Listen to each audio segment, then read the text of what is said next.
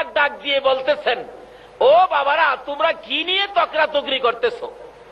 দুজন পিছনে ফিরে চাই দেখে গাউসে পাক বলুন, মুসলমান বেটার ভাওয়ার বাড়ছে না কমছে? হ্যাঁ, 3টা লাফ মারছে। এই বেটা ওহন ক। আচ্ছা, গাউসে পাক পিছে থাকাতে মুসলমানের ভাওয়ার বাড়ছে না কমছে?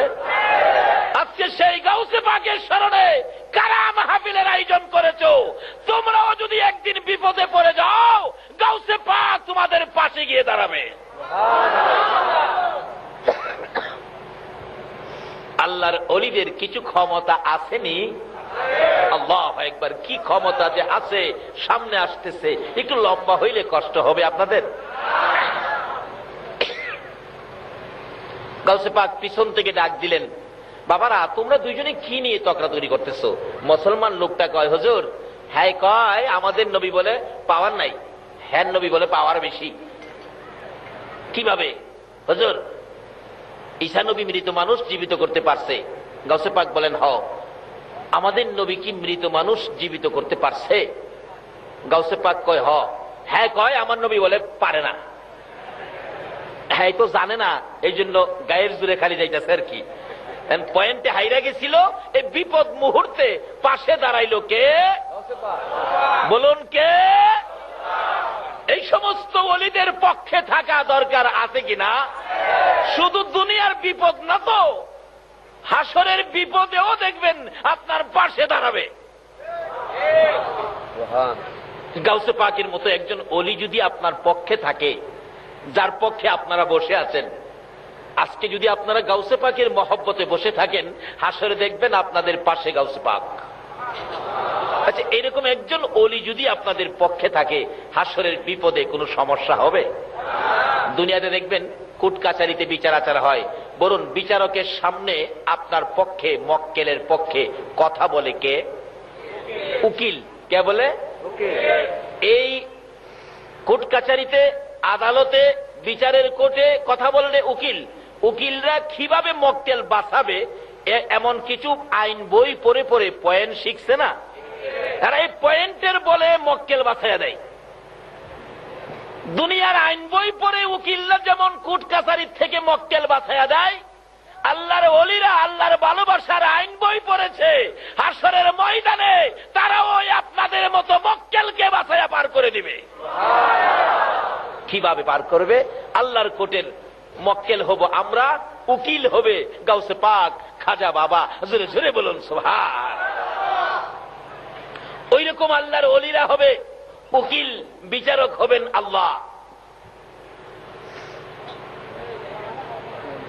যদি ওই রকম উকিল, ভালো উকিলের পক্ষে থাকেন, কি হইতে পারে বাস্তবে আসুন। আমাদের এলাকার এক ঘটনা, এখন তো যেই যুগে পড়ছি আমরা, ভালোবাসার যুগ। এক সুন্দরী মেয়ে, বড়লোকের মেয়ে, গরিবের ছেলে, বড়লোকের মেয়ে, গরিবের ছেলে, একটা খুব সুন্দর, লেখাপড়ায় ভালো, তার সাথে ভালোবাসা সম্পর্ক হয়ে ওই বড়লোকের মেয়েটা 50,000 টাকা সহ ছেলেকে নিয়ে কলেজ থেকে উদাও। এই ঘটনা বাংলাদেশে হয় না? হইলে বালা। উদাও নাই, পত্রিকায় লেখে ইমুকের ছেলে, ইমুকের মেয়ে উইরা গেছে। কিন্তু মেয়ের বাবা ছিল বড় শক্তিশালী, কেস করলেন, নারী অপহরণ কেস, অনেক টাকা দিলেন। কিছুদিনের মধ্যে তার মেয়েকে উদ্ধার করে নিয়ে আসলেন, কোর্টে নিয়ে গেলেন, মেয়েকে বুঝাইলেন তুই বলবি তোকে জোর করে নিয়ে গেছে। এখন কেস করে দিলেন, জোর করে নিয়ে গেছে। এমন চাপা চাপছে কেস, পুলিশ খালি ছেলেকে খুঁজে বাড়িতে যায়, তার মা বাবাকে টর্চারিং করতেছে, তোমার ছেলেকে বের করে দাও, না হয় তোমাদের বিচার হবে। মা বাবা কান্দে কান্দে, ফকিন্নির পোলা তুই কেন গেলি এই কাজ করতে? আরেক বুদ্ধিমান ব্যক্তি বলতেছেন ছেলের মা বাবাকে, এত পেরেশান না হইয়া আপনারা আরেকটা কাউন্টার কেস করেন। কাউন্টার কেস, উকিলের কাছে গেছে, উকিল সাহেব আমি এই বিপদে আছি, এই বিপদের কি কোনো পথ পাওয়া যাবে উদ্ধার হওয়ার জন্য? উকিল বলে এত আইন বই পড়ছি, এটা কোনো ব্যাপার হইল? কেস করেন, কাউন্টার কেস, ছেলেকে নিয়ে আসেন।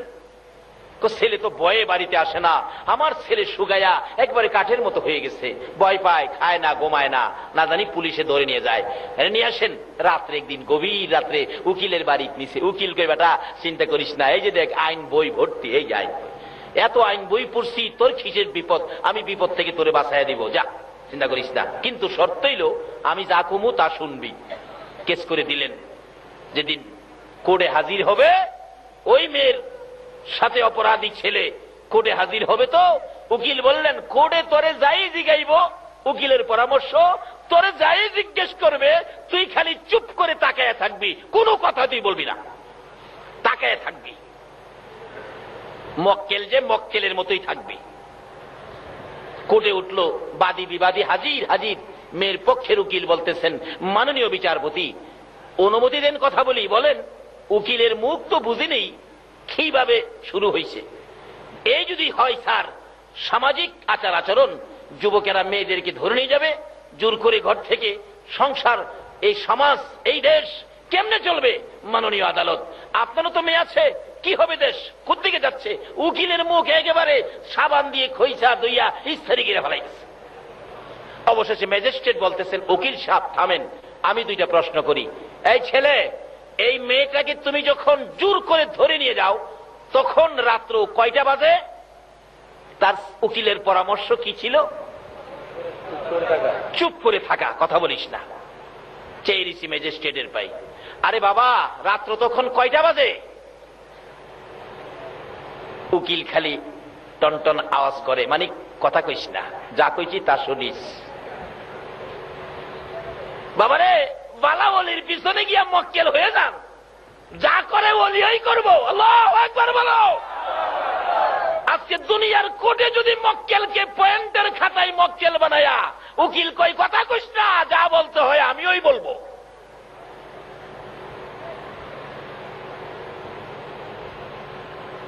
কি ব্যাপার, কথা বলো, বলে না।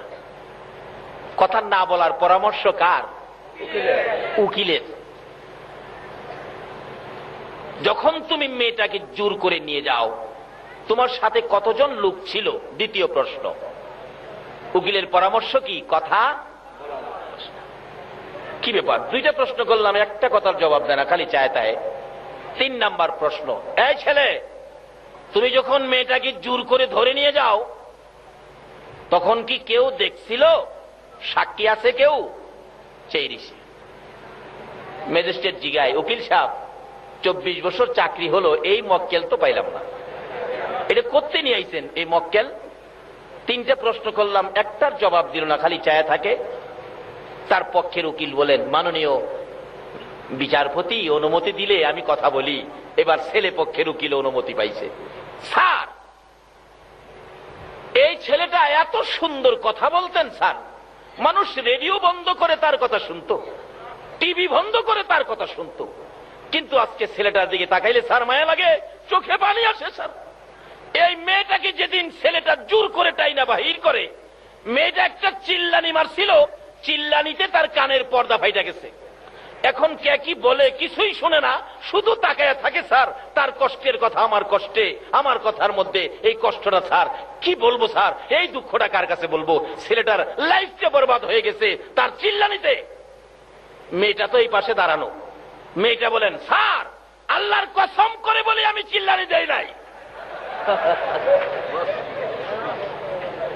ছেলে পক্ষের উকিল বলেন, মাননীয় বিচারপতি আপনার পয়েন্টের খাতায় লিখুন, মেয়ে বলেছে চিল্লানি দেয় নাই, আপনার সামনে বলেছে, তাইলে জোর কইরা নেয় নাই।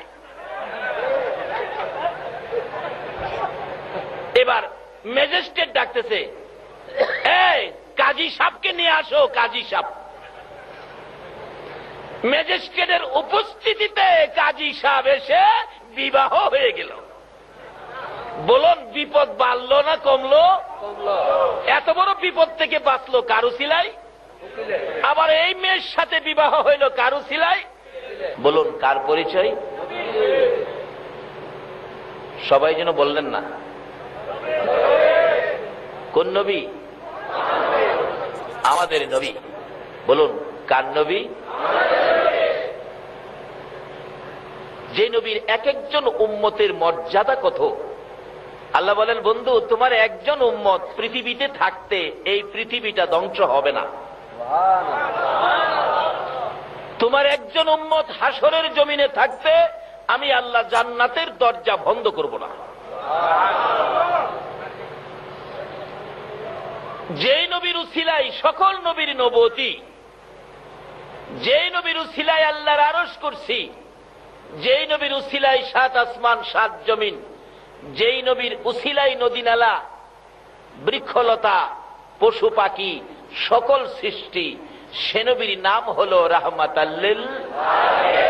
আল্লাহ পাক সকল সৃষ্টির কাছে এ নবীর খবর পৌঁছে দিলেন, তোমাদের সকলের জন্য রহমত হলো এই নবী যার নাম আমি নিজে রেখেছি রাহমাতাল লিল আলামিন। সকলের জন্য যিনি রহমত, শুধু আমাদের জন্য নয়, পশু পাখির জন্য নবী রহমত, ভাগ ভাল্লুকের জন্য, চন্দ্র সূর্যের জন্য। কিন্তু আমরা তো নবীরে চিনি না। চন্দ্র সূর্য নবীকে চিনতে ভুল করে নাই, ভাগ ভাল্লুক নবীকে চিনতে ভুল করে নাই, গাছ গাছরা নবীকে চিনতে ভুল করে নাই। এই নবীর উম্মত যদি হতে পারেন, আপনার ভাগ্যে কি আসবে দেখুন না। যে মিম্বরে দাঁড়ায় খুতবা দিতেন, মিম্বর পাকা হওয়ার আগে একটা শুকনা খেজুরের গাছ, শুকনা মৃত শুকনা খেজুরের গাছ মাটির মধ্যে গাইরা এর মধ্যে হেলান দিয়ে জুমার দিন খুতবা দিতেন। মিম্বর যখন পাকা হয়ে গেল, গাছটা উঠায় ফেলে দিল। নবীজি জুমার দিন খুতবা দিবেন, কে যেন হাও মাও করে কাঁদতেছেন। রাসূল বলেন, কাঁদে কে? সাহাবীরা বলেন, ইয়া রাসূলুল্লাহ, আমরা তো কেউ কাঁদি না, আমার কানে কান্নার আওয়াজ আসতেছে, তোমরা তালাশ করো। সাহাবীরা দেখে ওই শুকনা মৃত খেজুরের গাছটা কাঁদতেছে। মৃত শুকনা গাছ কান্দে কোন নবীর জন্য? যেই নবী হলো রাহমাতাল লিল আলামিন।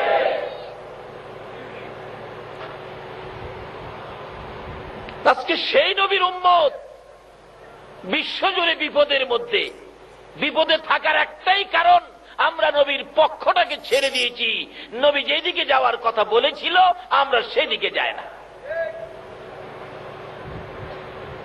মৃত গাছ কাঁদতেছে, নবীজির সামনে দিলেন, যার নাম উস্তুনে হান্নানা। রাসূল বলেন, ও উস্তুনে হান্নানা, মৃত শুকনা খেজুরের ঘাস, তুমি এইভাবে কাঁদতেছো, তুমি তো মৃত, তুমি এইভাবে কাঁদো কিভাবে? খেজুরের গাছ, মৃত গাছ জবাব দেন, হুজুর আমি মৃত ঠিক, কিন্তু আমার একটা ব্যথা আছে। কি ব্যথা? আমি এতদিন রাহমাতাল লিল আলামিন নবীর পিঠ মুবারকের সাথে লেগে থাকতাম, আজকে আমি নবীর থেকে দূরে সরে গেলাম। নবীর থেকে দূরে যাওয়ার ব্যথাই বেদনা সহ্য করতে না পেরে আমি এতিমের মতো কাঁদতেছি। রাসূল বলেন, তুমি তো মৃত, তুমি তো জীবিত না, তুমি কান্দো কিভাবে? সাহাবীরা আশ্চর্য হয়ে গেলেন, হুজুর মৃত ঘাস আপনার ব্যথায় কান্দে, আমরা জীবিত হয়ে কি করলাম?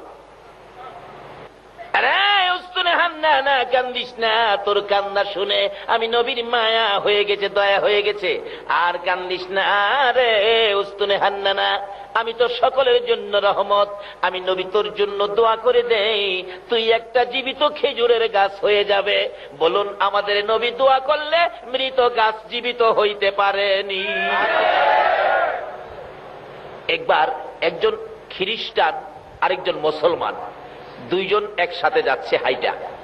খ্রিস্টান লোক বলতেছেন মুসলমানকে, দেখো মুসলমান বেটা, আমাদের যে নবী ছিল ঈসা নবী, কত ক্ষমতাবান ছিল, মরা মানুষ জীবিত করে ফেলছে, কুম বিইজনিল্লাহ বলে।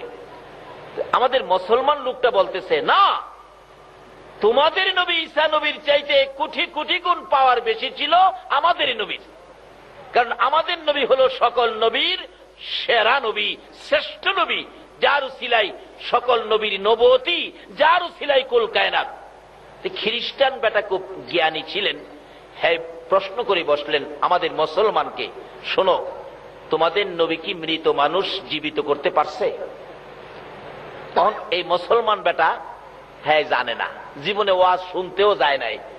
বাবারে, ওয়াজ শুনতে গেলেও মাঝে মাঝে পয়েন্ট পাওয়া যায়, এগুলি রাখলে বিপদে কামে লাগে। তো খ্রিস্টান খালি কয়, আরে বাবা, পাওয়ার যে বেশি, কিভাবে তোমাদের নবী মৃত মানুষ জীবিত করছে একটা পয়েন্ট দেখাও। হ্যাঁ জীবনে ওয়াজেও গেছে না, দেখাইবো কোত্থেকে? কিন্তু দুইজনে ধাক্কাধাক্কি করে যাইতেছে রাস্তায়, কথা কাটাকাটি করে একেবারে শেষ পর্যায়ে চলে গেছে। খ্রিস্টান লোকটার কাছে আমাদের নবীর উম্মত মুসলমান স্বীকার করবে আমাদের নবী মৃত মানুষ জীবিত করতে পারে না, এই কথাটা স্বীকার করবে। এমন সময় আজকে যার স্মরণে মাহফিল, গাউসে পাক ওই দুই ব্যক্তির পিছনে হাজির। হাসরের দিন আমার আল্লাহ যেদিন বিচারক হবেন, আল্লাহু আকবার বলুন, আমরা যেদিন ওই কুটের মক্কেল হব গো, আল্লাহর ওলিরা হবে উকিল। গাউসে পাক আমাদের পক্ষ থেকে দাঁড়াইয়া বলবেন, ও আমার মক্কেলেরা, ও আমার মুরিদারা, ও আমার ভক্তবৃন্দরা, তোরা কথা বলিস না, যা বলতে হয় আমি আব্দুল কাদির বলবো, তোমরা কথা কইও না। জিগাইব, নামাজ পড়ছিলি খালি চায় থাকবেন, রোজা রাখছিলি চায় থাকবেন, ওয়াজ শুনছিলি চায় থাকবেন। অনেকক্ষণ প্রশ্ন করার পর গাউসে পাক দাঁড়ায়া বলবেন, মাননীয় আদালত, এরা মক্কেল সরল সোজা মানুষ, শেষ যুগের মানুষ, আখিরি যুগের মানুষ, ফিতনা ফাসাদের যুগের মানুষ, তোমাকে ভালো করে ইবাদত করার জন্য সুযোগ নিতে পারে নাই, তোমাকে ভালো করে চেনার জন্য পথ খুঁজে পায় নাই। শুধুমাত্র আমি গাউসে পাকের ভক্ত ছিল, তোমার নবীকে ভালোবাসা দিয়েছিল গো, যার উসিলায় এত কিছু বানাইলা, এই নবীর ভালোবাসার খাতিরে আমি আব্দুল কাদির অনুরোধ করলাম, এই মানুষগুলোকে তুমি মাফ করে দাও। আল্লাহ বলবেন, ফেরেশতারা রে, আমার বন্ধুর ভালোবাসার দোহাই দিল রে, আমার বন্ধুর ভালোবাসার কারণে গাউসে পাকের অনুরোধে আমি আল্লাহ মাফ করে দিলাম। দুনিয়ায় যদি একটা অ্যাডভোকেট আইন বই পড়ে এই কোর্টের এত বড় বিপদ থেকে মাফ করাইয়া ওই কোঠের মধ্যে কাজী ডাক দিয়া বিবাহ পড়াইয়া দিতে পারে, আমার আল্লাহ হাসরের দিন বলবেন, ও গাউসে পাক তোমরা থাকো উপস্থিত, এই এক একজনের জন্য জান্নাত থেকে 70 জন করে হুর নিয়ে আসো, আমি আল্লাহ উপস্থিতিতে তাদের সাথে বিবাহ পড়াইয়া দেব। জোরে বলুন সুবহানাল্লাহ। কিভাবে গেলে এই সুযোগ পাবেন, এই রাস্তাগুলো খুঁজে বের করা আমাদের দরকার আসেনি? বলতেছিলাম, এরকম একজন ওলি কারো পক্ষে থাকলে, গাউসে পাকের মতো একজন ওলি পক্ষে থাকলে কোনো সমস্যা হবে না। তাই বলতেছিলাম, দুই বেচারা, একজন খ্রিস্টান আরেকজন মুসলমান, দুইজন ধাক্কাধাক্কি করতেছে। খ্রিস্টান বলে আমাদের ঈসা নবীর পাওয়ার বেশি, মৃত মানুষ জীবিত করতে পারে। মুসলমান লোকটা বলে আমার নবীও পারে, কিভাবে পারে দেখাও, কিন্তু সেই পয়েন্ট জানে না। এমনি সময় গাউসে পাক পিছনে, তোমরা কি নিয়ে ধাক্কাধাক্কি করছো? পিছনে চাইয়া দেখে গাউসে পাক খ্রিস্টান বেটার কথা বন্ধ হয়ে গেছে, গেট বাল্ব বন্ধ। মুসলমান বেটা লাফায়, অহন কও কও। গাউসে পাক জিগায়, কি ব্যাপার, কি? অহন খ্রিস্টান লোকটা কথা না বলে তো পারে না, যেহেতু গাউসে পাক শুনলেন, হুজুর আমি বলছিলাম কি, আমাদের নবী ঈসা নবী তো মৃত মানুষ জীবিত করতে পারতো, আপনার নবী কি মৃত মানুষ জীবিত করতে পারতো? গাউসে পাক বলতেছেন, শোনো, আমাদের নবী মৃত মানুষ জীবিত করতে পারতো কিভাবে, শোনো। একদিন তোমাদের 200 খ্রিস্টান, গাউসে পাক ওয়াজ করতেছেন ওই খ্রিস্টান লোকের সামনে, তোমাদের 200 খ্রিস্টান নবীজির কাছে যাইতেছিল মুসলমান হওয়ার জন্য। রাস্তার মধ্যে আবু জাহেলের সাথে দেখা। কোন জাহেল? চিনছেন তো কোন জাহেল? আচ্ছা, 200 লোক যদি আমরা নবীর পক্ষে যাই, আবু জাহেলের কাছে শান্তি লাগবো? হ্যাঁ, দেখে এত লোক কই যায়, নিশ্চয়ই বাতিজার কাছে যায়। বাবারা আপনারা দাঁড়ান, কই যাবেন? তো আমরা আখিরি নবীর কাছে যাইতেছি, কালিমা পড়ে মুসলমান হব। আবু জাহেলের তো সমস্ত শরীরে অশান্তি বিরাজ করতেছে, এত লোক বাতিজার পক্ষে চলে যাবে। আচ্ছা আপনারা দাঁড়ান, মুসলমান হয়ে যাবেন? তবে একটা কাজ করেন, বাতিজা সত্য নবী কিনা একটা প্রশ্ন করে বাতিজারে জিগায়ে দেখেন, যদি প্রশ্নের জবাব দিতে পারে তাহলে আপনারা বাতিজার পক্ষে যাইন, না হয় বাতিজার পক্ষে যাইন না। তো ওই খ্রিস্টানরা কয়, চাচা আপনি মুরব্বী মানুষ, দেখা যায় প্রশ্নের খবর ভালো জানেন, তাইলে আপনিই আমরা সাথে লন। এই ওয়াজ গাউসে পাক করতেছে ওই দুই লোকের সামনে, আপনি আমরা সাথে লন। তাকে নিয়ে, আবু জাহেলকে নিয়ে তারা রওনা হয়েছে। আবু জাহেল খুশি, এমন এক প্রশ্ন করব যে প্রশ্নের জবাব ভাতিজা দিতে পারবে না। এটা আবু জাহেলের ধারণা। আচ্ছা, আপনাদের ধারণা কি যে কোনো প্রশ্ন হোক আমার নবী কি জবাব দেওয়ার ক্ষমতা রাখে? সেই নবী আমাদের নবী। আমরা দুর্বল নবীর উম্মত নই। যেই নবী না হইলে কোন নবীর নবুয়তি হতো না। যেই নবীর নাম রাহমাতাল লিল আলামিন। আচ্ছা, যাইতে যাইতে নবীজির সামনে হাজির। গাউসে পাক এ ওয়াজটা করতেছে দুইজনের সামনে। আবু জাহেল ডাকে, ভাতিজা 200 খ্রিস্টান আসলো তোমার কাছে মুসলমান হওয়ার জন্য। এখন তাদের একটা প্রশ্ন। নবীজি গাই, চাচা প্রশ্ন কি তাদের না তোমার? কারে বাবা, যারই হোক একটা প্রশ্ন। কি প্রশ্ন? তাদের নবী ঈসা আলাইহিস সালাম মৃত মানুষ জীবিত করতে পারছে। বাবা, তুমি কি মৃত মানুষ জীবিত করতে পারো? আমাদের নবীর জিগাইতেছে আবু জাহেল, পারেনি। যদি পারো তাইলে তারা মুসলমান হবে। নবীজি কয়, চাচা কোন কবর থেকে মৃত মানুষ জীবিত করতাম আমার একটু দেখায় দেন তো, কোন কবর থেকে? এই ওয়াজ করতেছে গাউসে পাক ওই দুই লোকের সামনে। আবু জাহেল কয়, ভাতিজা আসো আসো। যার হাসে মনে মনে কয়, এমন এক কবরের কাছে নিয়ে যামু যার মধ্যে হাড্ডি গুড্ডিও নাই।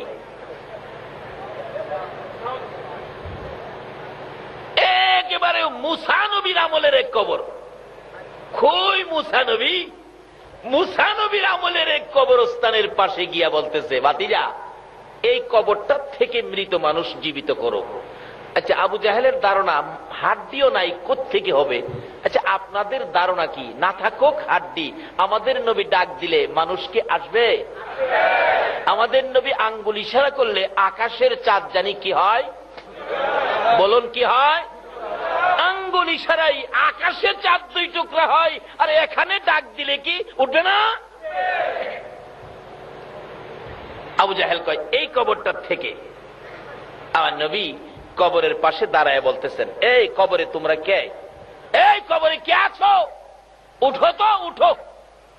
নবী ডাক দিতে দেরি ওই মুসা নবীর আমলের যে ব্যক্তি এখানে শায়িত ছিলেন, বিরাট বড় এক ব্যক্তি, কালা ছাই হয়ে গেছে, আস্তে আস্তে উঠতেছে, বড় বড় চোখ। দেখে কমর পর্যন্ত বাহির হলে হাতের মধ্যে 2টা আগুনের করতাল, দাও দাও করতেছে আগুনগুলো। আমার নবী তো দয়ার নবী, ওই মুসা নবীর উম্মতকে দেখে বলতেছেন, বাবা তোমার এত কষ্ট কি ব্যাপার? ওই লোকটা জবাব দেন, আল্লাহর নবী গো, আমার কপাল ভালো, আমার ভাগ্য ভালো, আপনার সাক্ষাৎ আমি পেয়েছি। হুজুর আবার বুঝি ভাগ্য খুলে গেছে গো, রাহমাতাল লিল আলামিনের দেখা পেয়েছি। হুজুর আমি অপরাধী, দুনিয়ার জমিনে করতাল বাজায়া গান গাইতাম, দুনিয়ার জমিনে এই করতাল বাজাইয়া গান গাওয়ার অপরাধে গো কবরে আসার পর আমাকে আগুনের করতাল হাতে লাগাইয়া দিল। এই আগুনের তাপে আমার সারাটা দেহ পড়তে পড়তে কয়লার মতো ছাই ছাই হয়ে গেছি। হুজুর আর মানে না, ধৈর্য আর কুলায় না। আমার নবী বলেন, বাবারে তোমার কষ্ট দেখে আমার বড় মায়া হয়ে গেছে। আমাদের নবী হইল গো মায়ার নবী। এ তো মায়ার নবী রে। আবু জাহেল জীবনে কত কষ্ট দিয়েছে গো। আমার নবীরে এমন এক পর্যায়ে নিয়ে গেছিল, একবার গর্ত করে আবু জাহেল চাইছিল গর্তের মধ্যে ফালাইয়া আমার নবীরে জীবনের বিদায় করে দিবে। নাউজুবিল্লাহ বলো। জীবনে যত সুযোগ কষ্টের জন্য ছিল সকল সুযোগগুলো আবু জাহেল আমার নবীর বেলায় কাজে লাগাইছে। আবু জাহেল একদিন গভীর রজনীতে আমার নবী আবু জাহেলের ঘরের দরজায় রাত্রে 12টার থেকে 12:30টার দিকে আবু জাহেলের ঘরের দরজায় দাঁড়ায়া ডাকতেছে, চাচা চাচা গো, ও চাচা দরজাটা খুলো। আবু জাহেল বলেন, এত রাত্রে এত সুন্দর করে চাচা কইয়া কে ডাকে রে? আমার কলিজা ঠান্ডা করে দিল। আবু জাহেল দরজাটা খুললেন, দরজা খুলে দেখে একটা পূর্ণিমার চাঁদ উদয় হইয়া রইছে। ভাতিজা তুমি এত রাত্রে কি ব্যথা লইয়া আমাকে ডাকলা? কোন দুঃখে আমার ঘরের দুয়ারে আসলা? আমার নবী দুইটা চোখের পানি জর্জর করে ছেড়ে ছেড়ে কান্দে, চাচা গো, আমার মা নাই গো, আমার বাবা নাই গো। আরবের লোকেরা, আরবের যুবকেরা, আরবের ছেলেরা আমারে কষ্ট দেয় গো চাচা। এই বুক ভর্তি ব্যথা লইয়া বিছানায় শুয়ে শুয়ে কান্দি, কার কাছে ব্যথাগুলো বলবো? নাই আমার মা গো, নাই আমার বাবা। চাচা একটা ব্যথা আপনার কাছে নিয়ে আসছি, আপনি যদি আমার ব্যথাটা শুনে আপনি যদি আমার পক্ষে আসেন গো, আমি নবী বড় খুশি হব গো। চাচা কি ব্যথা ভাতিজা বলো? চাচা আপনি যদি কালিমাটা পড়ে আমার পক্ষে আসেন, আমার আর কেউ গালি দিবে না, কেউ কষ্ট দিবে না, দুঃখ দিবে না। নিষ্ঠুর পাষাণ আবু জাহেল বলতেছে, তুমি দাঁড়াও আমি আসতেছি। আমার নবী অপেক্ষায় আছেন, চাচা বুঝি আসবেন।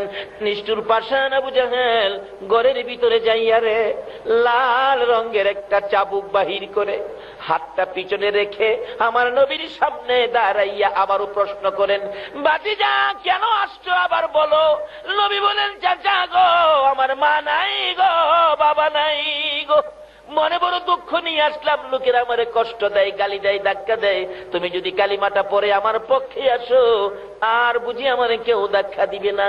এই কথা বলতে দেরি রে নিষ্ঠুর পাষাণ আবু জাহেল, যে নবীর চেহারায় জীবনে কোনোদিন মশা মাছি বসে নাই, ওই নবীর সুন্দর চেহারায় এত জোরে আঘাত শুরু করে দিল। এক একটা আঘাতে নবীজির চামড়া মুবারক ফাইটা সিটা সিটা রক্ত বাহির হইতেছে। ডান দিকের আঘাত হইলে বাম দিকে চাপায়া, বাম হাতে চাপায়া ধরে, ডান দিকে আঘাতে বাম হাতে ধরে, বাম দিকের আঘাতে ডান হাতে ধরে গো। সমস্ত শরীর রক্তাক্ত হয়ে গেলেন, জামা কাপড় রক্ত মুবারকে লাল লাল হয়ে গেলেন। অবশেষে আরো যখন মারতে চায়, আমার নবী কান্দে, চাচা আর মাইরু না গো, আমার মা নাই, নাই গো চাচা, আমার বাবা নাই। দুইটা হাত বাড়াইলে হাতের উপর আঘাত করতেছিল। মায়ের খাইয়া এতিম নবী, উম্মতের দরদি নবী জমিনে চিত হয়ে পড়ে গেছে, কথাও কয় না, দুইটা চোখে নবী তাকিয়ে আছে। আবু জাহেল বলেন, ভাতিজা বলো আর কোনদিন আমার বাড়ির সামনে আসবানি, আমি তোমাকে জীবনের শিক্ষা দিয়ে দিলাম। ফেরেশতারা কান্দে, প্রভু গো, ফেরেশতারা ডাকে, হ্যাঁ প্রভু, তোমার বন্ধুকে এত মায়ের মারলো, তুমি একবার কিছু কইলা না। আমার আল্লাহ বলেন, ফেরেশতারা রে, আমি তাকিয়ে আছি, আমার বন্ধু নিয়ে একবার আমারে ডাক দেয়। আমার নবী এমন মায়ের খাইলেন, কিতাব লেখে বসতে পারে না, দাঁড়াইতেও পারে না, কিভাবে যাবে হুজরাই গো। কনি দিয়ে কর্নিং করে করে নবী হুজরার দিকে রওনা হলেন। কাছাকাছি যাওয়ার পর মা খাদিজাতুল কুবরা রাদিয়াল্লাহু তাআলা আনহা ডাকে, কই রে আমার প্রাণের রাসূল, কই এখনো আসতেছে না? দরজাটা খুলে দেখে একটা পূর্ণিমার চাঁদ যেন বালুর সাথে গড়াগড়ি করতেছে। দুই কদম দৌড়াইয়া সামনের দিকে যাইয়া খাদিজা ডাকতেছে, তুমি কে গো, বালুর সাথে গড়াগড়ি করো? আমার নবী ডাকে, খাদিজা রে, ও খাদিজা আয় রে, আমার সমস্ত শরীরের চামড়া পাঠাইয়া পালাইছে, ইয়ে তো মায়ের আমারে মারছে রে খাদিজা, আমি নবী হাঁটতে পারি না, দাঁড়াইতে পারি না। আমার আল্লাহ বলেন, বন্ধু এই কালিমাটা লইয়া আবু জাহেলের বাড়ির সামনে যাইয়া এত মার খাইলা গো কালিমাটার জন্য, যাও, আমি নবী, আমি আল্লাহ তোমার সাথে কথা দিলাম গো বন্ধু, আমি আল্লাহ তোমার সাথে ওয়াদা দিলাম, এই কালিমা লইয়া যারা তোমাকে ভালোবাসা দিবে গো, আমি আল্লাহ 10টা পৃথিবীর সমান একটা জান্নাত দান করে দিব। জীবনটা ভরাই আবু জাহেল আমার নবীকে কষ্ট দিয়েছে। এবার প্রশ্ন হলো, মৃত মানুষ জীবিত করত, আবু জাহেলের ধারণা আমাদের নবী পারবে না। আচ্ছা আপনাদের ধারণা কি নবী পারবে? ডাক দিলেন, সাথে সাথে উঠলেন, বিরাট বড় লোক। নবীজি বলেন, বাবা এই কষ্ট করতেছো, আগুনের করতাল তোমার হাতে, বাবা তুমি একবার পড়ো। মুসা নবীর উম্মত, নবী বলতেছেন একবার পড়ো লা ইলাহা ইল্লাল্লাহু মুহাম্মাদুর রাসূলুল্লাহ সাল্লাল্লাহু আলাইহি সাল্লাম। এই 200 খ্রিস্টানের সামনে, আবু জাহেলের সামনে এই ঘটনা ঘটাইতেছে নবীজি, আর এই ওয়াজ করতেছে কে? ভুলে গেছেন? এই ওয়াজ কে করতেছে? গাউসে পাক। আজকে ওই মুসলমান লোকটা তো বিপদে পড়ে গেছিল খ্রিস্টানের সামনে, কিন্তু আল্লাহর ওলি পক্ষে থাকাতে তার বিপদ আছে না পার হয়ে গেছে? এইরকম একজন ওলির পক্ষে থাকা আমাদের লাভ হবে না লস হবে? কারা সেই ফাতিহা ইয়াজদাহমের আয়োজন করেছেন, কারা সেই পকেটের পয়সা দিয়েছেন, কারা সেই পরিশ্রম করেছেন, আপনাদের সকলগুলো কবুল হয়ে গেছে। গাউসে পাক এই ওয়াজ করতেছেন। ওই লোকটা তো কালিমা পড়ে, কালিমাটা পড়ে শেষ করতে পারে নাই, আগুনের করতাল হাত থেকে পড়ে গেল, সঙ্গে সঙ্গে চেহারা নূরে নূরান্বিত হয়ে গেল। রাসূল বলেন, বাবা এবার আর তুমি বিপদে নয়, জাহান্নামী নয়, এবার তুমি জান্নাতের আরামের বিছানায় ঘুমাও। গাউসে পাক এই ওয়াজটা করতেছে। আমাদের নবী এইভাবে মৃত লোককে জীবিত করে গুনাহ মাফ করাইয়া জান্নাতি বানাইয়া শোয়াইছে। আবু জাহেলের এই প্রশ্ন 200 খ্রিস্টানের সামনে।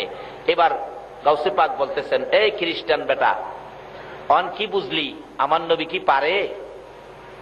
অন মুসলমান কয় কি অহন কি? আমার নবী বলে পারে না, অহন কি? এই অবস্থা থেকে 200 খ্রিস্টান, গাউসে পাক ওয়াজ করতেছেন, 200 খ্রিস্টান আমার নবীর হাত ধরে কালিমা পড়ে মুসলমান হয়েছিল। খ্রিস্টান কয় তাই নাকি হুজুর? হ্যাঁ। এবার গাউসে পাক বলতেছেন, এই শোন খ্রিস্টান বেটা, এটা তো নবীর কথা বললাম, আমি তো সেই নবীর গোলাম, আমি সেই নবীর গোলাম গাউসে পাক, সেই নবীর উম্মত, আমি তো নবী না, নবীর উম্মত। এই খ্রিস্টান বেটা, আমি গাউসে পাককে বল কোন কবর থেকে মানুষ জীবিত করতাম, বল। খ্রিস্টান বেটা কই কি রে, আমার নবী যা করে নবীর উম্মতে বলে তা করে। আল্লাহু আকবার কর না। ছেড়ে দে নৌকা মাঝি যাব মদিনায়। আরে সব তো মদিনাওয়ালার কাণ্ড। গাউসে পাক ডাকতেছে, আমারে কয় বেটা কোন কবর থেকে জীবিত করতাম? খ্রিস্টান বেটাও কয়, সুযোগ যখন পাইছি এইবার একটা জায়গা কামে লাগাবো। হুজুর আসেন, আসেন। কই যাবো? আহেন না। যাইতে যাইতে যাইতে যাইতে কয়েক গ্রাম পার হইয়া গেছে। হুজুর এই গ্রামে আমার বাড়ি, এই কবরটা এর থেকে একটা মানুষ জীবিত করেন তো। কিন্তু খ্রিস্টান লোকের মার কবর হলো এটা। সুযোগ যখন পাইছি মার সাথেই দেখা করি। আচ্ছা, মার জন্য কি মানুষের মায়া আছে না? মার জন্য যখন মায়া, মার সাথেই দেখা করি। গাউসে পাক ডাকতেছে, তোমার নবী ঈসা নবী জীবিত করতো কুম বিইজনিল্লাহ বলে নবীর পাওয়ার দেখায় গাউসে পাক। আর দেখাবে না কেন? আমার নবী হাদিস শরীফে বলে গেছে, উলামা ও উম্মতি কাআম্বিয়াই বনি ইসরাইল। নবী বলছেন, আমার উম্মতের উলামাগণের মর্যাদা হবে বনি ইসরাইলের সম্মানী পয়গাম্বরদের মতো। গাউসে পাক ডাকতেছে, তোমার নবী যে কথা বলে জীবিত করতেন, আমি তাই বলি, কুম বিইজনিল্লাহ, আল্লাহর হুকুমে জিন্দা হও। এই কবরবাসী ওঠো। জীবিত হয়ে তার মা কবর থেকে বাহির হয়ে গেছে। মা চাই রয়েছে পোলার পাই, পোলা চাই রয়েছে মার পায়। মা চাই রয়েছে পোলার পাই, পোলা যে চাইছে আর কথা কয় না। কিছুক্ষণ চাওয়া চাওয়ির পর গাউসে পাক বলতেছেন, হে মা, তোমার জায়গায় তুমি চলে যাও। আবার চলে গেছে। এখন খ্রিস্টান লোক একবার কবর দিকে চায়, আবার গাউসে পাকের দিকে চায়। আরে গাউসে পাকের নাম জপিলে আল্লাহ পাওয়া যায়। বলুন, গাউসে পাকের যাই পাগল কান্দিস না আর গাছ তলায়, কান্দিস না আর গাছ তলায়, গাউসে পাকের নাম জপিল পাওয়া যায়। হায়রে গাউসে পাকের বাবার আসুন, আমরা তো সেই নবীর উম্মত, গাউসে পাক যেই নবীর উম্মত, আমরাও ঠিক সেই নবীর উম্মত। তবে আমরাও অনেক কিছু পাওয়ার অর্জন করতে পারি, সেজন্য আজকের মাহফিল। আসুন, গাউসে পাক যে কাজগুলি করছে আমরা যদি সেই কাজ করি, তাহলে কি আমাদের ভাবার কিছুটা বাড়ত না? গাউসে পাক কি করতেন, আমাদের কি করতে হবে? সামনে যাইতেছি, কষ্ট হইতেছে আপনাদের? তবে আগে চিনতে হবে নবীকে। যেই নবীর উম্মত হইলে গাউসে পাক হওয়া যায়। এটা ঈসা নবীর উম্মত নয়, মুসা নবীর উম্মত নয়, আদম নবীর উম্মত নয়। ওই নবীর উম্মত গাউসে পাক হইতে পারে যেই নবীর নাম হলো রাহমাতুল লিল আলামিন। ওই যে আমার আগের কথাই নবীজি বলতেছেন, উস্তুনে হান্নানা, কান্দিস না, আমি নবী তোর জন্য দোয়া করে দেই, তুই একটা জীবিত খেজুরের গাছ হয়ে যাবি। কথাটা খেয়াল আছে? উস্তুনে হান্নানা, মৃত শুকনা খেজুরের গাছ, ও খেজুরের গাছ তুই কান্দিস না, আমি রাসূল তোর জন্য দোয়া করে দিব, তুই একটা জীবিত খেজুরের গাছ হয়ে যাবি। খেজুরের গাছ, উস্তুনে হান্নানা, মৃত গাছ কয়, হুজুর না না না, এই দোয়া চাই না হুজুর, আপনার দোয়ায় আমি মৃত খেজুরের গাছ জীবিত হতে চাই না। নবী বলেন, না না বলিস না, আমি নবী দোয়া করে দিলে কিয়ামত পর্যন্ত হায়াত পাবি। না না হুজুর, কিয়ামত পর্যন্ত হায়াত চাই না, এ গাছ হতে চাই না, না বলিস না। শোন, তোর মধ্যে 12 মাস খেজুর থাকবে, আমার নবীর দোয়ার মধ্যে বরকত আছে কিনা বলুন? কিন্তু যে নবীর দোয়াই এত বরকত, এই নবী 24টা ঘন্টাই উম্মতি উম্মতি বলে রাসূল কাঁদছে। এখনো সোনার মদিনার রওজা পাকে কানটা লাগাইয়া শুনেন, আমার নবী রওজা পাকে শুয়া শুয়া একটু ঘুমায় না, 24 ঘন্টাই নবী আপনার আমার জন্য কান্দে। যেই নবী উম্মতের জন্য এত কান্দে কান্দে গো, বলুন এই নবীর উম্মত হইতে পারলে চোখের পানির উসিলাই আল্লাহ আমাদেরকে মাফ করে দিতে পারবে কিনা? ডাকতেছে, হুজুর আমি বরকতের খেজুর হতে চাই না। নবীজি বলেন, না না করিস না, কিয়ামত পর্যন্ত তোর মধ্যে খেজুর থাকবে, এত বরকতের খেজুর হবে আমি নবীর দোয়ায়। সমস্ত পৃথিবীর উম্মতেরা তোর গাছের খেজুর নিয়ে খাবে, কিন্তু খায়া তাদের পেট ভরে যাবে, কিন্তু তোর খেজুর শেষ হবে না।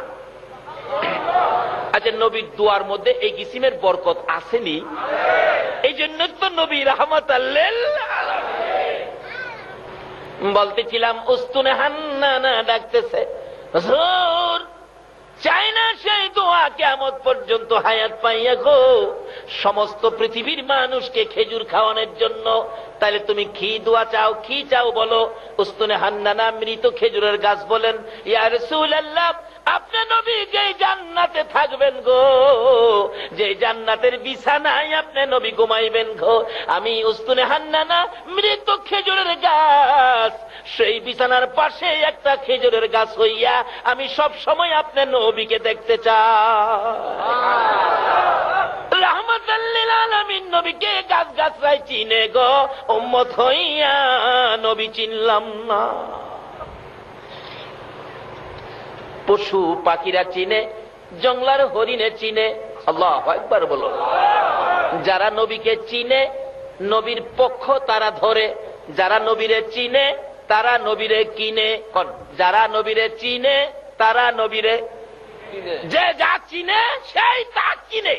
যারা গাউসে পাককে চিনেছে তারা ফাতিহা ইয়াজদাহম করেছে, যারা নবীকে চিনেছে ঈদে মিলাদুন নবী আয়োজন করেছে, যারা নবীরে চিনে নাই মিলাদুন নবীর আয়োজন। এই জাতের ব্যক্তি আছে না চিটাগাং?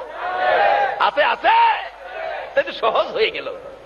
নবীর চাচা আব্বাসের জীবনী খুললে পাবেন, নবীজি দুনিয়াতে আসছে, রাহমাতুল লিল আলামিন দুনিয়াতে আসছে, খবর পায়া নবীর আপন চাচা ছিলেন আব্বাস, কিন্তু সুযোগ পাইতেছে না, সময় পাইতেছে না, কিভাবে যাব, ভাতিজারে দেখার জন্য 3 দিন পরে রাত্রের বেলা সুযোগ করে 3 দিন পরে দেখতে গেছে ভাতিজাকে।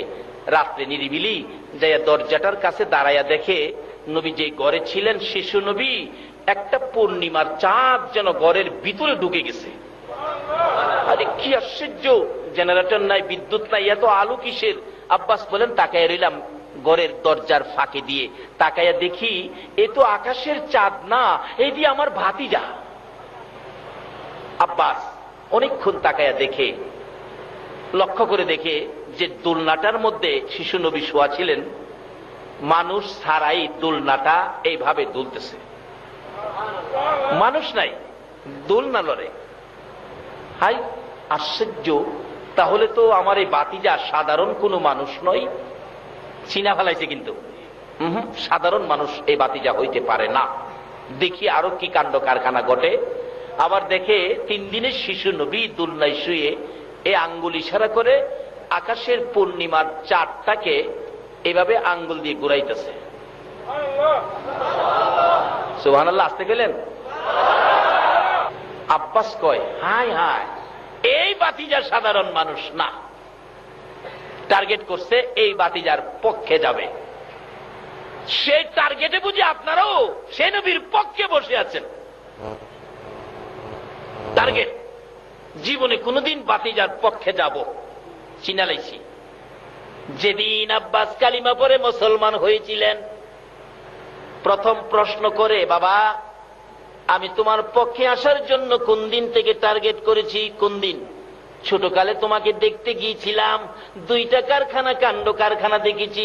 বাবা এই ঘটনাগুলো আমি জানতে চাই, ওদিন থেকে টার্গেট তোমার পক্ষে যাব। আজকে মনের কথাটা বলি। চাচা কি? বাবা গো, আমি তোমাকে 3 দিনের দিন রাত্রের বেলা দেখতে গিয়েছিলাম, যাইয়া দেখি যে দোলনাটার মধ্যে শোয়া ছিলা, মানুষ ছাড়াই দোলনাটা এইভাবে দুলতেছে। আমি জানতে চাই বাবা, মানুষ ছাড়া দোলনা কিভাবে ধুলে? আমার নবী চোখের পানি ছেড়ে দিলেন। চাচা গো, আমার দুঃখের কথা মনে করে দিয়েছেন। দুনিয়ার সাধারণ শিশুরা জন্মগ্রহণ করলে দোলনার মধ্যে শোয়াইয়া রাখে, মা দোলনা দুলাই, মা যদি কাছে না থাকে বাবা দোলনা দুলাই। চাচা আমাকে দোলনায় শোয়াইয়া মা দোলনায় ধাক্কা দিয়ে কোনো কাজের জন্য বাহিরে গেলে আমার দোলনাটা যখন আস্তে আস্তে থামতে শুরু করত, আমি নবী বাম দিকে তাকাইতাম, ডান দিকে তাকাইতাম, আমার বাবা কই, আমার দোলনা দুলাবে কে? এমনি সময় আমার আল্লাহ রহমতের ফেরেশতাকে নির্দেশ করতেন, ফেরেশতারা রে নাই রে, আমার নবীর বাবা নাই, আমার নবী এতিম, বাবা হারা হইয়া দোলনায় শুয়ে থাকবে, দোলনা থেমে যাবে, আমি আল্লাহ সহ্য করতে পারি না। যারে রহমতের ফেরেশতারা, তোরা যাইয়া আমার এতিম নবীর দোলনা দুলাইতে থাকো। চাচা রহমতের ফেরেশতারা দোলনা দুলাইছে? বলুন চট্টগ্রামের কারো দোলনা ফেরেশতারা দুলাইছে? কোন নবীর দোলনা ফেরেশতারা দুলাইতো? যেই নবী হলো রাহমাতাল লিল আলামিন। সেই নবীকে চিনানোর জন্য আমার আল্লাহ কত সিস্টেম করেছে। বাবারে আগে নবী চিনেন তারপরে নামাজে যান, আগে নবী চিনেন তারপরে টুপি লাগান, আগে নবী চিনেন তারপরে দাড়ি রাখেন, কাজ হবে। নবী চিনেন না, দাড়ির কোনো দাম আছে? আছে? নবী চিনেন না, টুপির কোনো দাম? নবী মানেন না, নামাজের কোনো মূল্য নাই। আগে নবী চিনেন, নামাজে যান। কত মজা! নবী চিনে যারা নামাজে গেছে, সাহাবীদের জীবনী খুলুন, যারা নবী চিনে নামাজে দাঁড়াইছে, আল্লাহু আকবার, নামাজ পড়তেছে নবী চিনে, ও নবী চিনে, নবীর মহব্বত নিয়ে নামাজে দাঁড়াইছে। উড়ন্ত পাখিগুলি এসে কাদের মধ্যে বসে, মাথার মধ্যে বসে, কোন কোন পাখি মাথায় বসে পায়খানা করে দিছে। এটা কি মানুষ না কোন গাছের খুঁটি? পাখিরা টের পায় না। কি নামাজ পড়ছে তারা! আর আমরা নামাজে দাঁড়াই, নবীর সাথে সম্পর্ক ভালো না, নামাজে দাঁড়াইছে, দেখবেন মশাই কামড় দিলে থাপ্পড় মাইরা চিল্লানি মারে, নামাজ পড়ার ডক নাই। নামাজও থাকেই কয় নামাজ পড়ার বলে ডক নাই। নবী চিনেছে যারা, তারা ছিল নামাজে খাড়া। আল্লাহু আকবার কর। আলী যুদ্ধের ময়দানে পায়ের মধ্যে তীর লেগে গেছে, হাড্ডি সেট করে এদিক দিয়ে তীর ভেরিয়ে গেছে, মাগো মাগো কইয়া কান্দে। নবীজির কাছে গেলেন, নবী গো, হযরতে আলীর পায়ে তীর লেগেছে, হাড্ডির ভিতরে তীর ঢুকে গেল, খোলা যায় না। আমার নবী বলেন, সাহাবীরা রে, আমার আলীকে নামাজে যাইতে দাও। হযরতে আলী বলেন, আমি 2 রাকাত নামাজের নিয়ত করে নামাজে দাঁড়াইলাম। ওই নবীর আশিক, নবীর পাগল আলী নামাজে দাঁড়ানোর পর একজন সাহাবী আলীর পায়ের সাথে পাও লাগাইয়া হাতে ভালো করে ধরে তীরের আগার মধ্যে 2 দাঁত দিয়ে কামড় দিয়ে ডাট করে ধরে টাইনা টাইনা হাড্ডির ভিতর থেকে তীর খুলে নিল। নামাজ শেষে জিজ্ঞেস করা হলো, আলী রে, তোর পায়ের তীর খুলেছি, বল কতটুকুন ব্যথা পেয়েছো? হযরতে আলী বলেন, আল্লাহর কসম করে বলি, এই নামাজের মধ্যে তীর খুলেছ, পিঁপড়া কামড়ের ব্যথাও আমি আলী পাই না। নবী চিনার পরে ইবাদতে যান, বুঝবেন ইবাদতে কত স্বাদ। বলতেছিলাম, আব্বাস বলেন, বাবা গো, আমি 2টা প্রশ্ন করলাম, একটার জবাব পাইলাম, রহমতের ফেরেশতারা তোমার দুলনা দুলাইতো। 2 নাম্বার প্রশ্ন, বাবা দেখেছি আকাশের চাঁদ আঙ্গুলের ইশারায় এইভাবে ঘুরাইছো, এই ব্যাপারটা তো বুঝতে পারলাম না। আমার নবী চোখের পানি ছেড়ে দিলেন, চাচা চাচা গো, শুনুন এই কারণটা কি হবে? কি হবে বাবা বলো? চাচা, দুনিয়ার সাধারণ শিশু জন্মগ্রহণ করলে বাবা আদর করে, মা মায়া করে, বাবা বাজার থেকে সন্তান খেলার জন্য ফুল কিনে আনে। শিশু বাচ্চারা যেই বিছানায় শুয়ে থাকে গো চাচা, ওই বাচ্চার চোখের উপর ফুলটা ঝুলাইয়া রাখে। বাচ্চাগুলো ঘরে কেউ যদি নাও থাকে, ফুলের দিকে তাকাইয়া বাচ্চা খেলে। একটু যখন বড় হয় গো চাচা, ও আর শব্দ করে, আর একটু যখন বড় হয় চাচা, 2টা হাত নাড়াইয়া ফুল ধরতে চাই, ফুলের সাথে খেলে। চাচা, এমন একটা ফুল কিনার মতো মক্কা নগরে আমার কেউ ছিল না। আমি নবী খেলবো কার সাথে? ফুল কিনে দিবি কে? আমি এতিম হইয়া দুনিয়াতে আসছি, ফুল কিনার মতো কেউ ছিল না বিদায় আমার আল্লাহ আমি নবীর জন্য আকাশের পূর্ণিমার চাঁদ ফুল বানাইয়া আমি নবীর চোখের সামনে ঝুলাইয়া রাখতো। আল্লাহ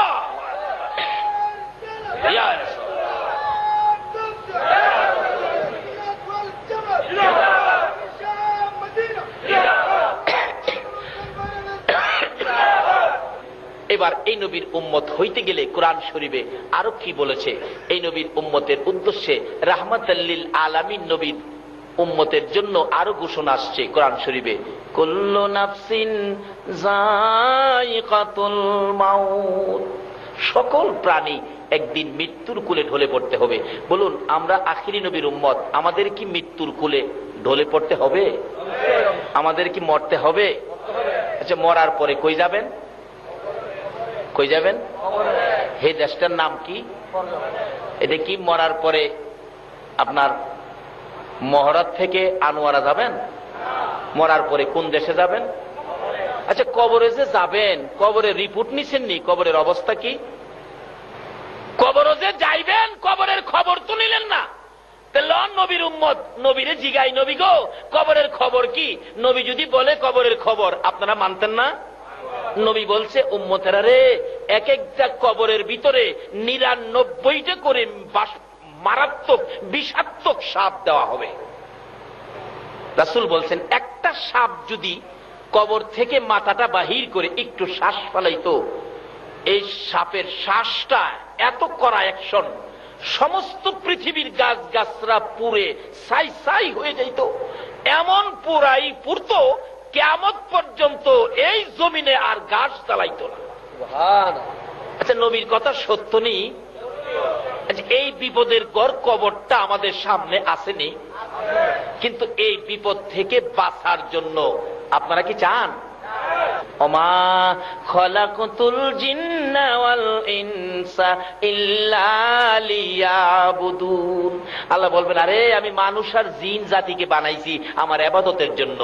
আল্লাহ ইবাদত আমরা ইবাদতের জন্য বানাইছেন, লন ইবাদত করলে কি দিব জিগাই। আল্লাহ, আমরা ইবাদত করলে আপনি আমাদের কি দিবেন?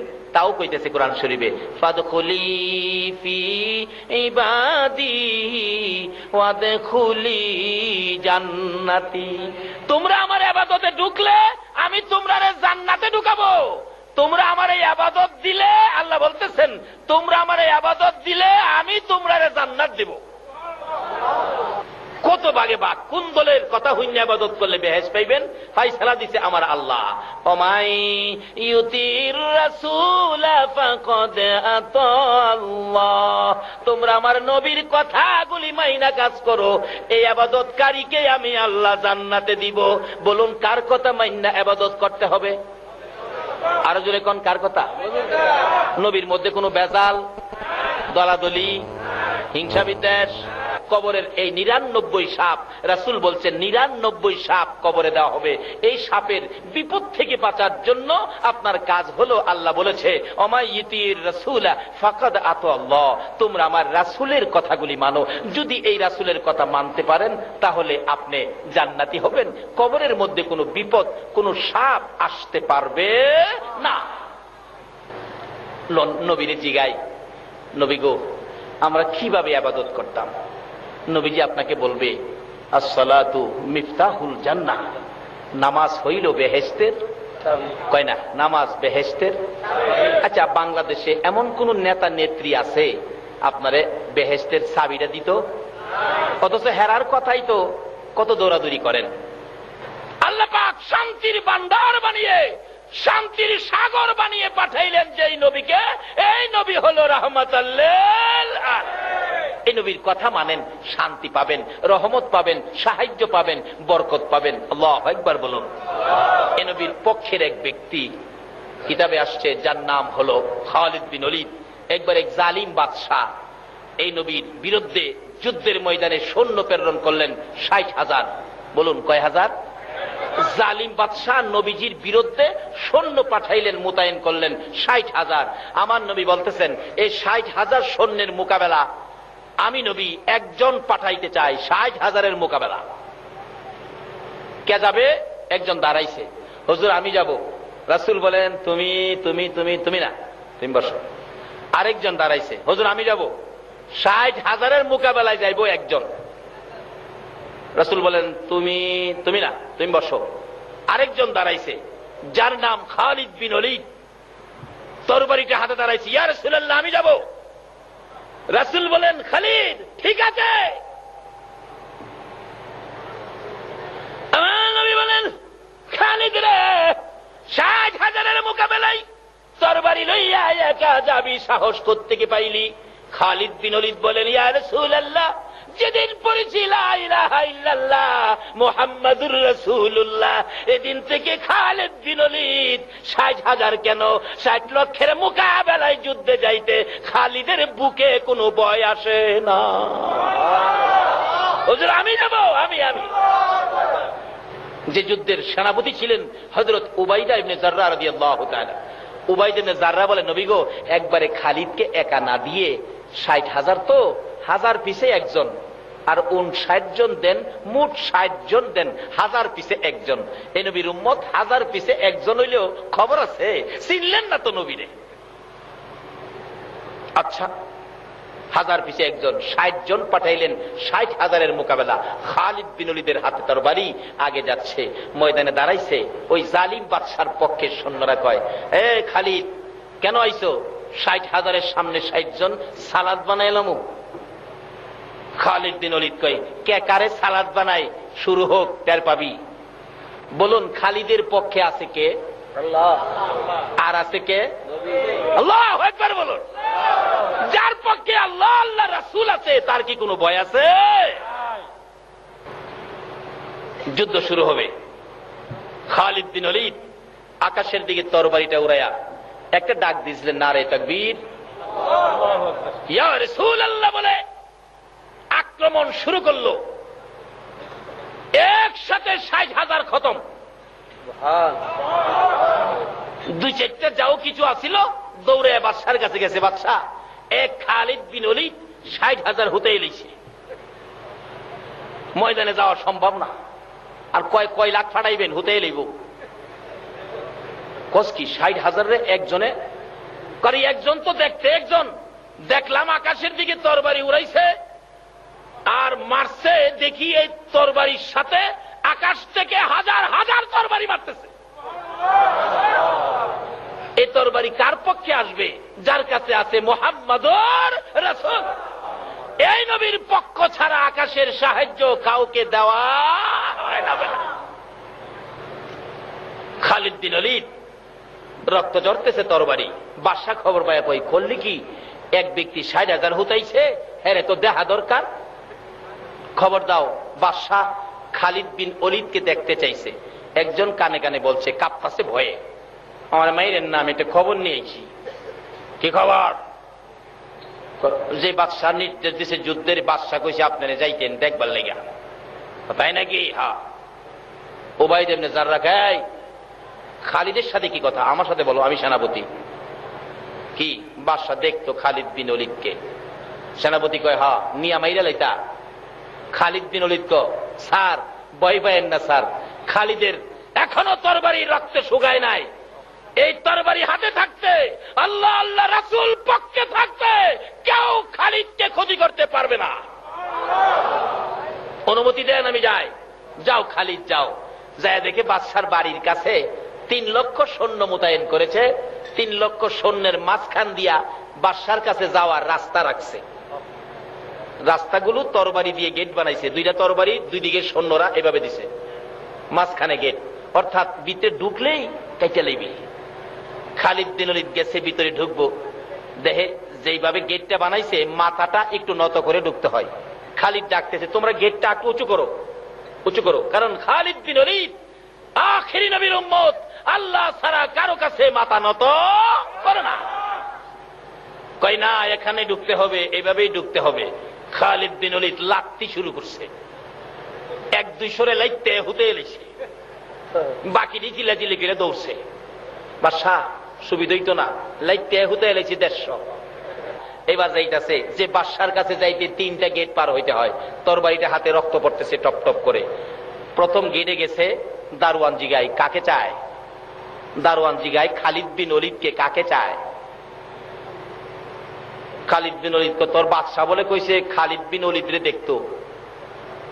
কয়, স্যার আপনি কি সে খালিদ ৬০,০০০ যে হুতাইলা? হ্যাঁ স্যার, আমারে মাইরেন না জান গিয়া। 2 নাম্বার গেটও গেছে, প্রথম গেটে বাধা দিছে না, মনে হইলা ওই খালিদ বিন ওলীদ। আমি আর বাধা দিয়া জীবনটা দিয়া লাভ নাই, স্যার জানগা স্যার। 3 নাম্বার সিঁড়ি পার হয়ে গেছে, 3 নাম্বার সিঁড়ি। 3 নাম্বার গেট পার হয়ে যাওয়ার পর বাদশার কাছাকাছি একবারে খাস কামরায় গিয়ে বসছে। বাদশা যেখানে বসছে সামনাসামনি বসছে খালিদ বিন ওলীদ, একবারে বাদশার হাঁটুর সাথে হাঁটু লাগাইয়া বসে। বাদশা কয়, তোমার নাম কি? কয়, যারে দেখতে চাইছো সেই খালিদ। বাদশা কয়, 3 লক্ষ সৈন্য কই রে? খালিদ কোন দিক দিয়ে আইলো? খালিদ বিন ওলীদ তরবারিটা এর গর্দানের মধ্যে নিয়ে লাগাইছে। 3 লক্ষ সৈন্য রে রাহস, তোরে শেষ করে এলাম। খালিদ, 3 লক্ষ সৈন্যের গেরাওয়ের মধ্যে তুমি আমার গর্দানে তরবারি ধরছো, তোমার কি একটু ভয় নাই?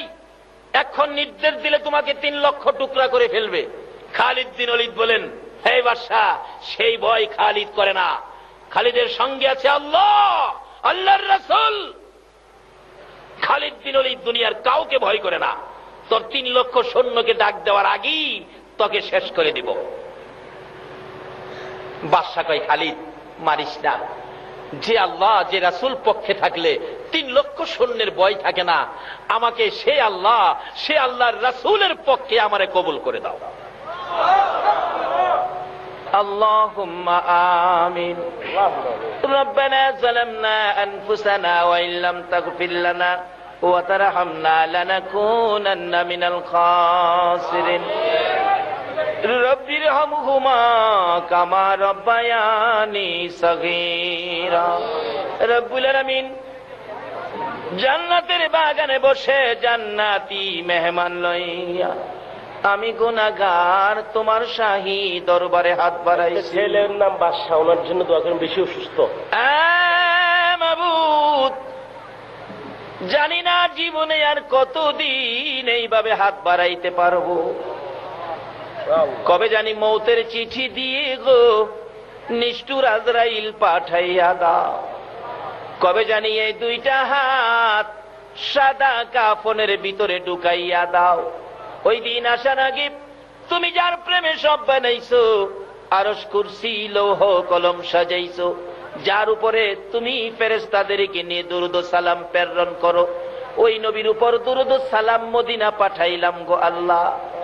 আমাদের দুরূদ ও সালাম গুলো পাখির মতো উড়াইয়া উড়াইয়া দয়ার নবী মায়ার নবীর রওজা আতহারে পৌঁছাইয়া দাও।